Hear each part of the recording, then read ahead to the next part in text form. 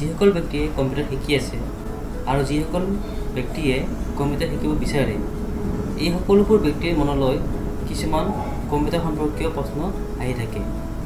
সেই প্ৰশ্নবোৰৰ ভিতৰত কিছুমান প্ৰশ্ন আৰু তাৰ লগতে উত্তৰসমূহ যুগুত কৰি মই আজিৰ পাঠটো আপোনালোকৰ মাজলৈ লৈ আহিছোঁ। আশা কৰোঁ এই পাঠটো আপোনালোকে শেষলৈকে চাব। বেছি দেৰি নকৰি আজিৰ এই ভিডিঅ'টো আৰম্ভ কৰোঁ।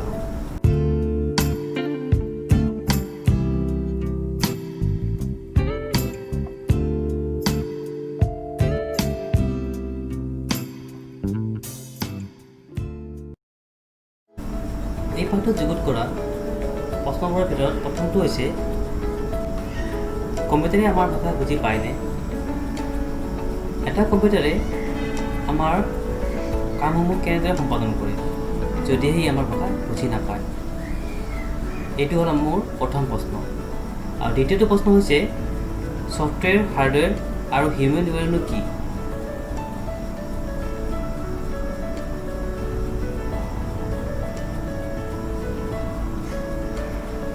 সঁচা কথা ক'ব গ'লে কম্পিউটাৰে মানুহে ব্যৱহাৰ কৰা ভাষাটো যাক কোৱা হয় হাই লেভেল লেংগুৱেজ, এই ভাষাটো কম্পিউটাৰে বুজি নাপায়। কম্পিউটাৰে কেৱল মেচিন লেভেল লেংগুৱেজহে বুজি পায়। মেচিন লেভেল লেংগুৱেজক আন দুটা নামেৰেও জনা যায়, বাইনাৰী লেংগুৱেজ আৰু ল' level language. Binary level language দুটা বাইনাৰী ডিজিটেৰে গঠিত হয়। সেই দুটা হ'ল 1 আৰু 0।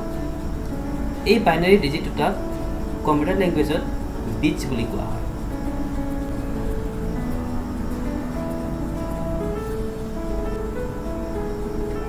হাই লেভেল লেংগুৱেজ হৈছে কম্পিউটাৰ ব্যৱহাৰকাৰীয়ে প্ৰয়োগ কৰা ভাষা, যেনে চি, ফৰ্ট্ৰান, পাস্কেল ইত্যাদি। হাই লেভেল লেংগুৱেজবোৰ হৈছে প্ৰগ্ৰামিং লেংগুৱেজ। প্ৰগ্ৰামিং লেংগুৱেজৰ সহায়ত প্ৰগ্ৰামাৰবোৰে বহুতো ছফ্টৱেৰ তৈয়াৰ কৰে। এতিয়া আমি ছফ্টৱেৰ বিষয়ে আলোচনা কৰোঁ। ছফ্টৱেৰবোৰ হৈছে কম্পিউটাৰৰ সেইটো অংশ যিটো অংশ আমি দেখা পাওঁ কিন্তু সেইবোৰ স্পৰ্শ বা সেইবোৰ অনুভৱ কৰিব নোৱাৰোঁ। এই ছফ্টৱেৰবোৰে কম্পিউটাৰত সংলগ্ন হৈ থকা সকলোবোৰ হাৰ্ডৱেৰক পৰিচালনা কৰে। ছফ্টৱেৰসমূহ দুই ভাগত ভাগ কৰিব পাৰি। ছিষ্টেম ছফ্টৱেৰ, যাক নেকি আমি অপাৰেটিং ছিষ্টেম বুলিও জানো, আৰু এপ্লিকেশ্যন ছফ্টৱেৰ।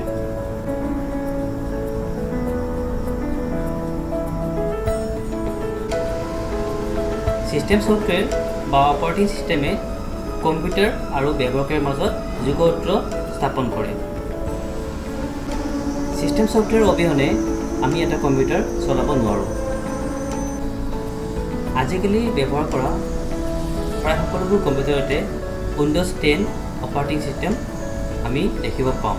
প্ৰথম চিত্ৰটোত আমি দেখা পাইছোঁ windows XP operating system.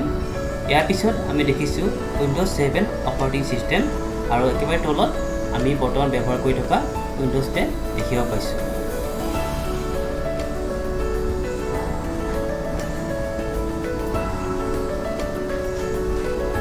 Application ছফ্টৱেৰবোৰ হৈছে এইবোৰ প্ৰগ্ৰেম বা ছফ্টৱেৰ যিবোৰ বিশেষ কাৰ্য সম্পাদন কৰিবলৈ প্ৰয়োগ কৰা হয়।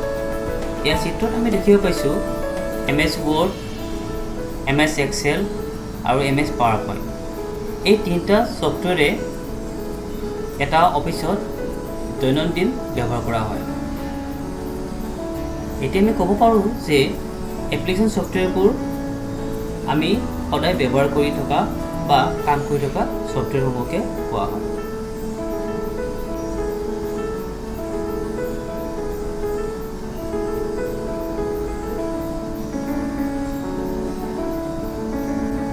ইয়াৰ পিছৰ প্ৰশ্নটো আছিল হাৰ্ডৱেৰ কি? হাৰ্ডৱেৰবোৰ হৈছে কম্পিউটাৰৰ সেইবোৰ অংশ যিবোৰ আমি দেখা পাওঁ আৰু যিবোৰক আমি চুবও পাৰোঁ। আমি প্ৰায়বোৰ ব্যক্তিয়ে এই হাৰ্ডৱেৰ অংশসমূহ দেখিব পাইছোঁ, হয়তো এখন স্কুলত বা কোনো কাৰ্যালয়ত বা কাৰোবাৰ ঘৰত। কম্পিউটাৰৰ হাৰ্ডৱেৰসমূহৰ 5টা অংশত ভাগ কৰিব পাৰি। Processor, primary storage, secondary storage, input devices আৰু আউটপুট ডিভাইচেছ। আমি সচৰাচৰ দেখা পাই থকা কম্পিউটাৰ হাৰ্ডৱেৰসমূহ হৈছে monitor, keyboard, mouse, CPU, speaker ইত্যাদি।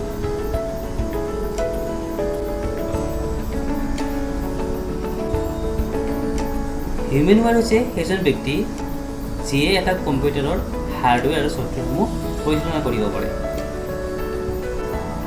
যেনে মই এই ভিডিঅ'টো বনাই আছোঁ, মই হ'লোঁ এজন হিউমেনৱেৰ।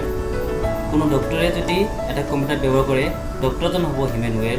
এজন শিক্ষক, এজন ছাত্ৰ, এজন কম্পিউটাৰ অপাৰেটৰ, এই সকলোবোৰক হিউমেনৱেৰ বোলা হয়। আজিৰ পাঠটো সংক্ষিপ্তৰূপে মই লৈ আহিছোঁ। প্ৰথমতে আমি শিকিলোঁ machine level language. Machine level language হৈছে কম্পিউটাৰে বুজা লেংগুৱেজ। এই লেংগুৱেজটো বাইনাৰী লেংগুৱেজ বা ল' লেভেল লেংগুৱেজ বুলিও জনা যায়। হাই লেভেল লেংগুৱেজ হৈছে আমি ব্যৱহাৰ কৰিয়ে প্ৰয়োগ কৰা লেংগুৱেজ।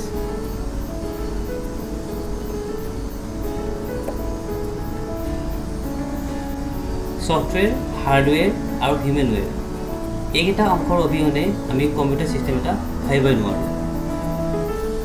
ছফ্টৱেৰবোৰ হৈছে সেইবোৰ অংশ যিবোৰ অংশ আমি কেৱল দেখা পাওঁ, কিন্তু সেইবোৰ স্পৰ্শ বা সেইবোৰ অনুভৱ কৰিব নোৱাৰোঁ। আনহাতে হাৰ্ডৱেৰবোৰ হৈছে কম্পিউটাৰৰ সেইবোৰ অংশ যিবোৰ আমি চুব পাৰোঁ, যিবোৰ আমি দেখা পাওঁ। কম্পিউটাৰৰ হাৰ্ডৱেৰ আৰু ছফ্টৱেৰসমূহ যিজন ব্যক্তিয়ে ব্যৱহাৰ কৰে সেই ব্যক্তিজনকে আমি হিউমেনৱেৰ বোলোঁ।